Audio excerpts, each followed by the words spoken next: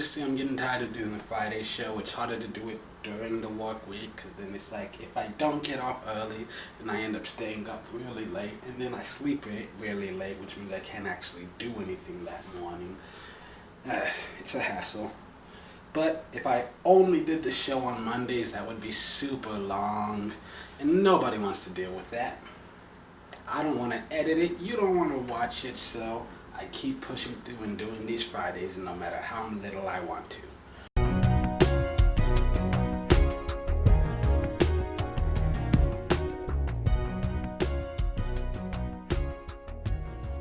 Greetings and welcome to the Fan Perspective. I'm your host Nathan Lyle, and this is WNBA Weekly, the show where twice a week, usually on Mondays and Fridays, I will talk about things that happened recently in the association and things I'm looking forward to in the coming days. Now this week was full of exciting action. We'll start with Tuesday, where you had nearly the entire league in action. So let's look at some of the highlights from that. We'll start with a game that was so exciting that on any other night this would have been the game of the week, but it wasn't even the game of the day because of what other things that I'm going to talk about later. But let's talk about it. Alex Bentley explodes for 31 points. She was one of 5 players in double figures. As Connecticut and Washington, they go into triple overtime. Meessemen leads the Mystics with 23 points, and Washington is able to hang on to grab a very tough win.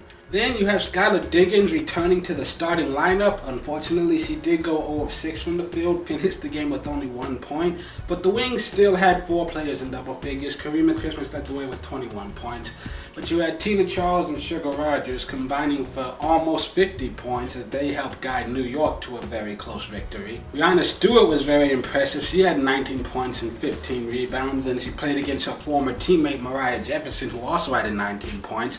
She was playing more often against Dearica Hamby, who had a career-high 18 rebounds and also adding 15 points. The Stars managed to hang on for the win. And then, of course, the two things that's getting most people's attention is that we got Streak Watch on full blast right now. Los Angeles was able to tie the previous record at 10 straight wins to start the season, so they have a 10-0 record.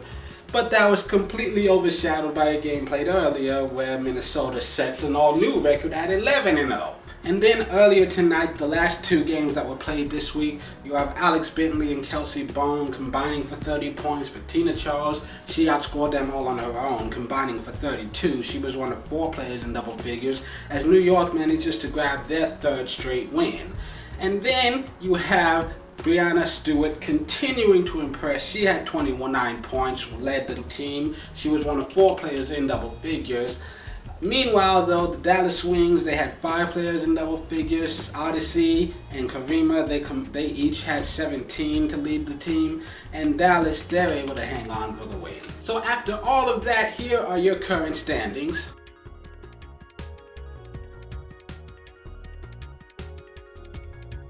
So New York seems like they're returning to prominence. They are only half a game behind Atlanta for that number 2 spot. Skylar Diggins seems like she is back. She's been in the starting lineup for consecutive games.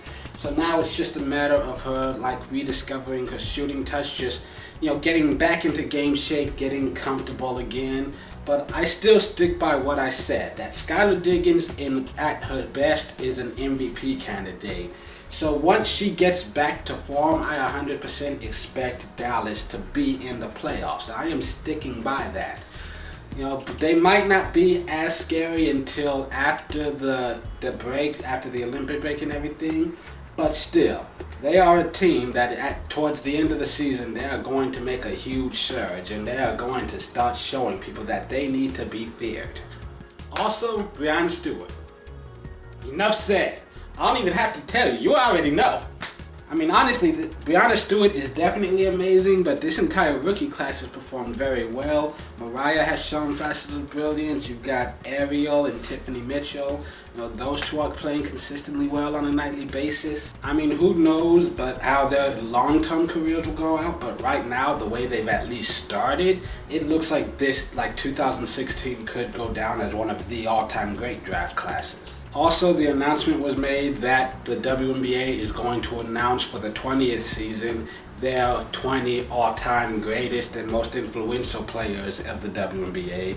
That announcement is going to be made on Tuesday. More information there's a link in the description which will lead you to an article with more information.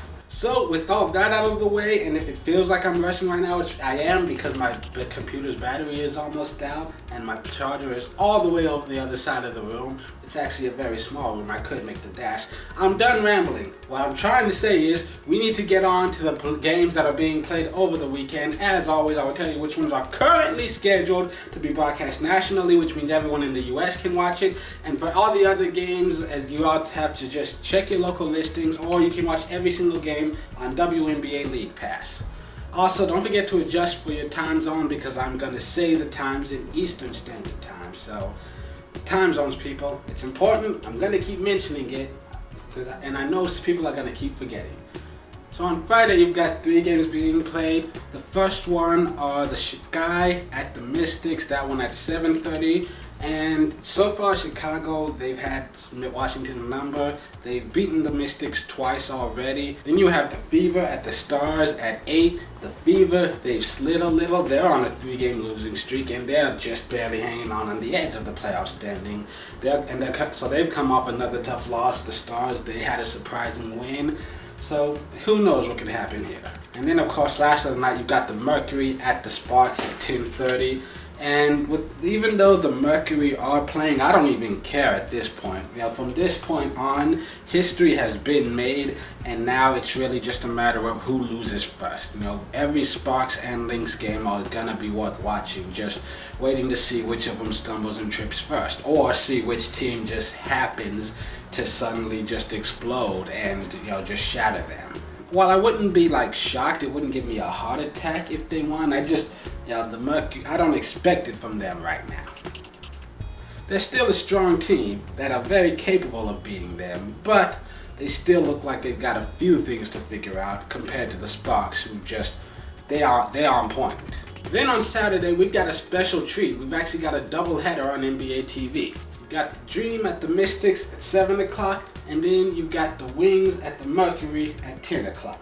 Then on Sunday, you've got 3 exciting games, a couple of early ones first. You've got the Stars at the Sun at 1 o'clock Eastern Standard Time, which for me is noon. So I can eat lunch while watching this. And also, other than the fact that they are my Stars, my hometown team that I want to watch and cheer for, right now it's hard to get hyped for this game because you've got the 2 teams that are competing for that first overall draft pick.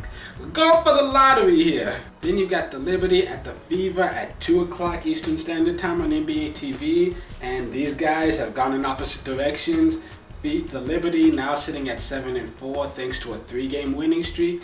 Fever at 4-7 thanks to a 3-game losing streak. Then you finish off the night with the Lynx at the Storm at 7 p.m., which of course you've got the 2 UConn legends going at it, Maya versus Brianna.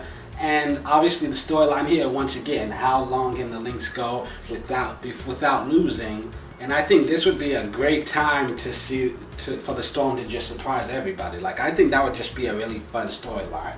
Maya Moore, who's done nothing but win at every level she's played at, versus Brianna Stewart, 4 championships in a row. Even Maya didn't do that. I'm not saying it's gonna happen, but I am rooting for it. So come on, Seattle, show me something. So that's it for this edition of WNBA Weekly. There will be a brand new episode Monday.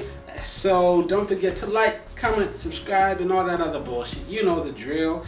And, until the next time you see me, I'm your host, Nathan Lyle. This has been The Fan Perspective. I hope you have a great weekend. Check out some of these games. It's getting more and more exciting every week.